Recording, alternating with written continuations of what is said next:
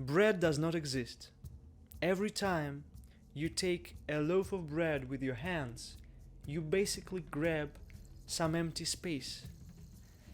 Of course, agronomists and bakers wouldn't want you to know that. The darkest secret behind the destiny of the whole humankind is in every slice of this wonderful bread, which does not exist. They despise us, they laugh at us. Something we have considered our primary food, they weaponized a long time ago. They turned it into something that constantly breaks and poisons us. But first things first. Back in the old days, during the latest ice age, poesa, meaning cereals or grains, was not numerous, so to speak. But even then, cereals possessed something any other plant or animal couldn't even dream of. They had a special biological capacity to be aware of their own existence, to feel the embryo of their reason, the proto-consciousness of some sort. Grains of rice could feel the humid air around them and decide whether they like it or not. Ears of sugar cane thought about thunder and lightning in their own unique way. Wheat dreamed about spreading its seeds across the fields, filling itself with sunlight and rainwater. Corn cobs feared herbivores with their cereal brain. But there weren't a lot of cereals on Earth, so the cumulative effect was not that evident. They still were not able to move, they were relatively passive and dependent on their environmental conditions. No cereal could think that there was any other way of living this life. So year after year they continued to grow and fade. Everything changed with the Holocene.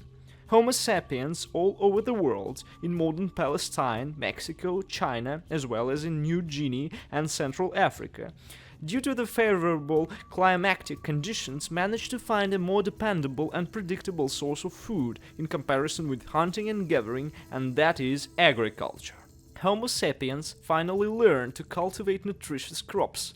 That way, our ancestors embraced sedentary lifestyle and stopped sniffing around in search of wild mushrooms and berries or chasing down animals just to find some food to stay alive.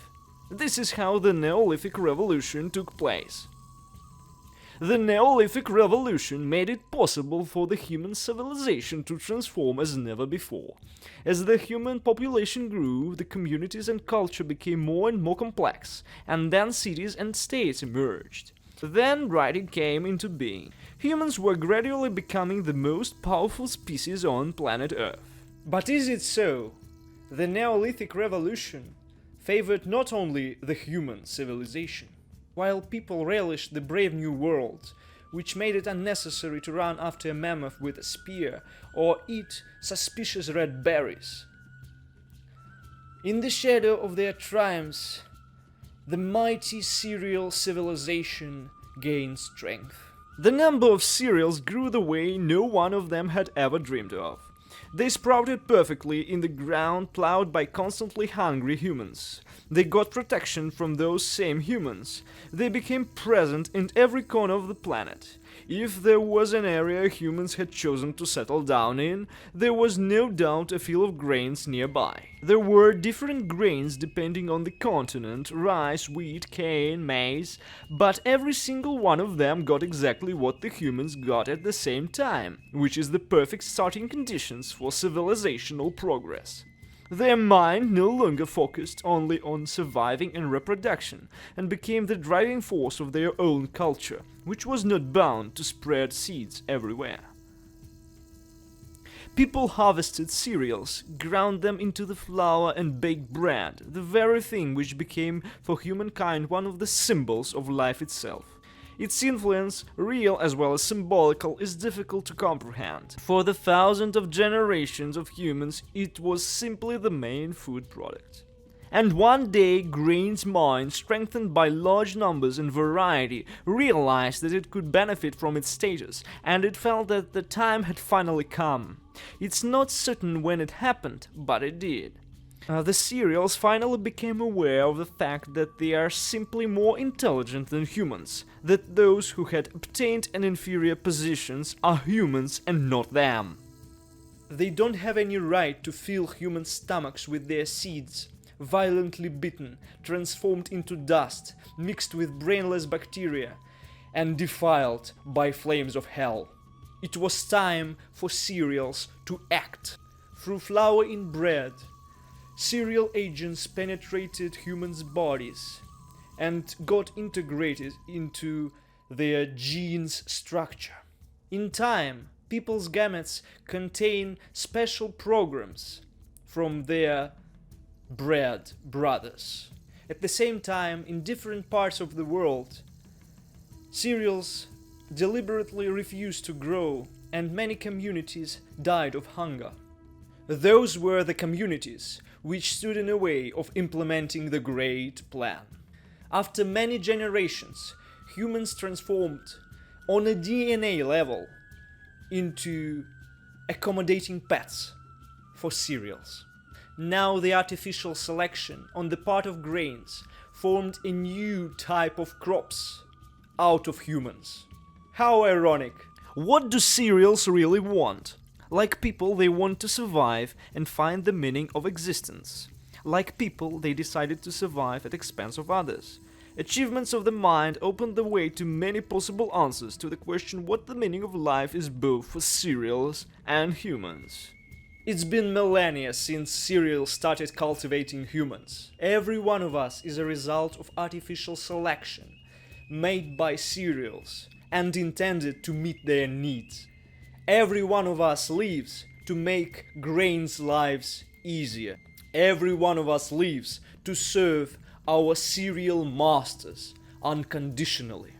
How does it happen? Wheat growing on modern fields, as well as rice, barley or millet you can observe with your eyes today, are by no means cereals. They aren't even plants, to be honest.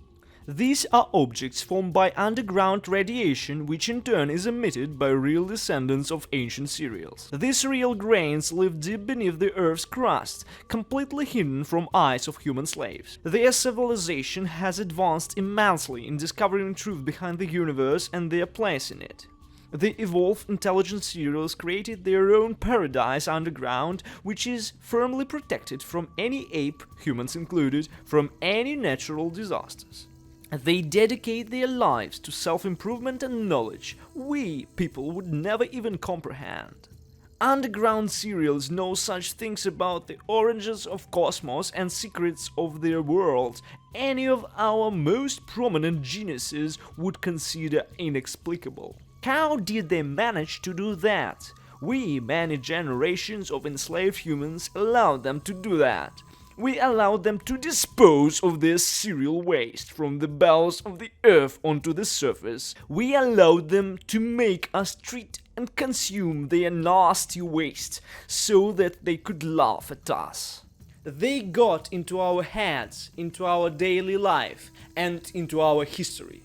Grains should be called pains and nothing else. We convert the radiation of supreme underground cereals, thinking that we eat tasty bread or pasta or dumplings, but in actuality we eat the crap of those who want to get the last laugh. Yes, without Neolithic revolution, the great transformation in the history of our kind, no grains, no cereals would ever gain such power, which in reality paved the way for them to dominate the whole humankind. And now, if you listen carefully, you could hear laugh coming from under the ground. This is laugh of the most intelligent beings in the universe. Beings which allowed us to exist as their slaves.